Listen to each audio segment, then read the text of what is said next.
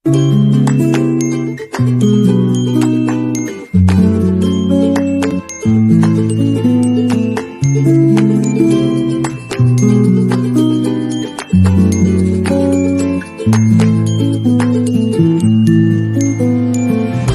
തമ്മിൽ ഒരു കൂട്ടുകറിയാണ് ഇന്ന് വെക്കാൻ പോകുന്നത്.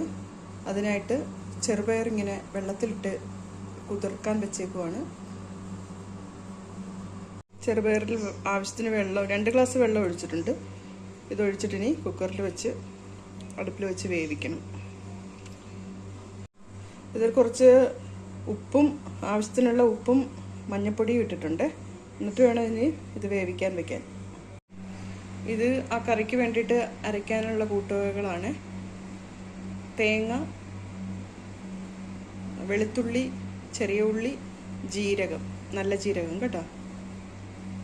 മറ്റൊരു ചട്ടിയിൽ ചേമ്പ് കട്ട് ചെയ്തതും കറിവേപ്പിലയും പച്ചമുളകും മഞ്ഞളും ഉപ്പും കൂടി ചേർത്തിട്ട് അത് വേവിക്കാൻ വെക്കണേ. മൂടി വെച്ച് വേവിക്കണം. ഇങ്ങനെ ചേമ്പ് തിളയ്ക്കുന്നുണ്ട്, പക്ഷെ വേകുന്നതായി കാണുന്നില്ല. അതുകൊണ്ട് ഞാൻ ഈ കുക്കറിനകത്തേക്ക് ഈ ചേമ്പ് മാറ്റുകയാണ്. ചട്ടിയിൽ നിന്നും കുക്കറിൽ നിന്നും വീണ്ടും ഞാൻ ചട്ടിയിലേക്കാക്കി. ഇനി അതിലേക്ക് വേവിച്ച പയറിടുകയാണ്, ചേർക്കുകയാണ്.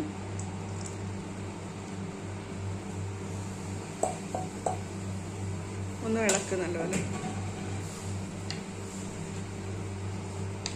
നല്ലപോലെ മിക്സ് ചെയ്തിട്ട് മൂടി വയ്ക്കും.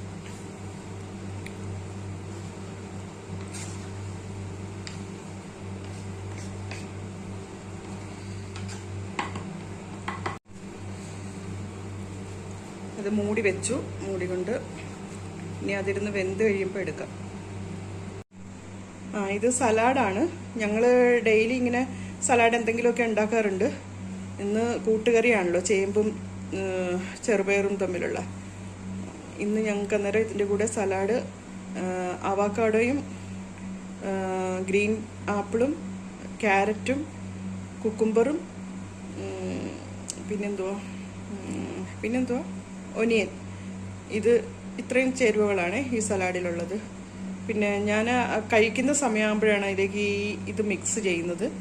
ഇത് മിക്സ് ചെയ്യാനായിട്ട് എടുത്തിരിക്കുന്നത് ഒലിവ് ഓയിലും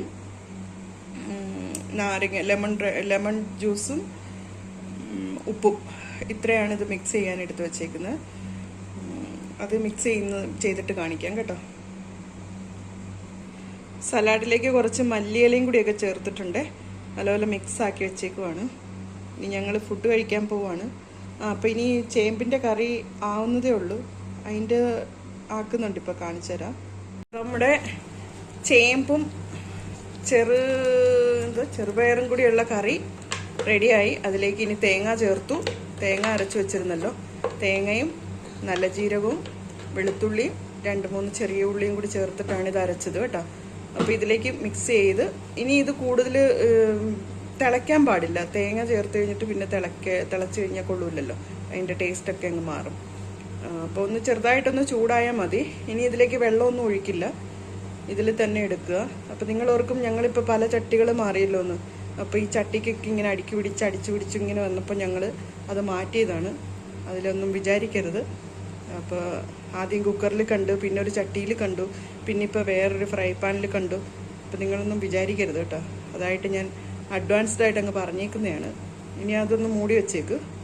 മൂടി വെച്ചിട്ട് ഒന്നും കൂടി ഒന്ന് ചെറുതായിട്ട് ചൂടാക്കിയാൽ മതി. ഇനി അതിലേക്ക് കടുക് പൊട്ടിച്ചൊഴിക്കണം. ചട്ടി ചൂടായി.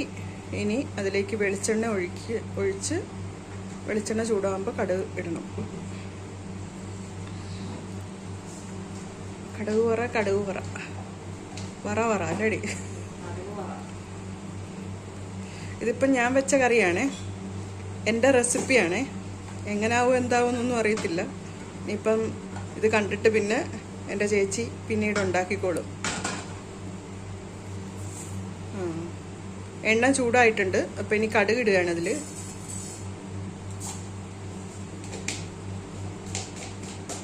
കടുക് ആ എണ്ണയുടെ അകത്തോട്ടിട്, ഇല്ല സൈഡിലോട്ടാക്കിയിട്.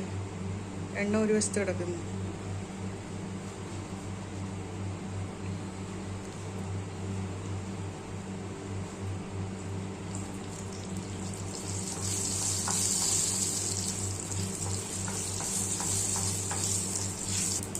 കടുക് പൊട്ടിയിട്ടുണ്ട്. ഇനി അതിലേക്ക് ഉള്ളി ചേർക്കും. ചെറിയ ഉള്ളിയാണ് കട്ട് ചെയ്ത് വെച്ചത്. ഇനി അതൊന്ന് ചെറുതായി ഒന്ന് ചൂടായി വരുമ്പോഴേക്കുമാണ് മുളകും കറിവേപ്പിലയും ഇട്ട് എടുക്കും.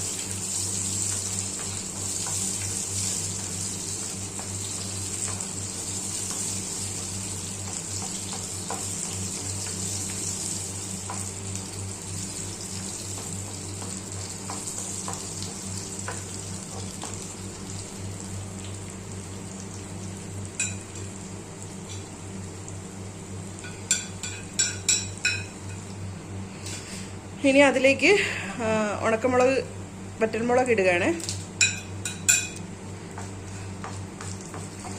അതും ഒന്ന് ചൂടായി വരുമ്പോഴേക്കും കറിവേപ്പില ഇടും. കറിവേപ്പില ഇപ്പം ഇട്ടാലും കുഴപ്പമില്ലല്ലോ, ഇട്ടേക്ക്.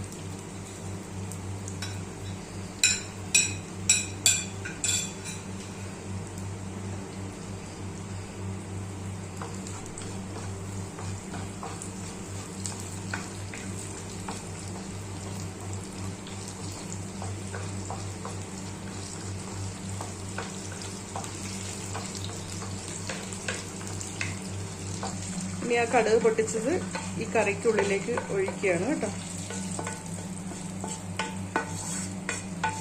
കറി ഒന്ന് നല്ലപോലെ മിക്സ് ചെയ്യുന്നുണ്ട്.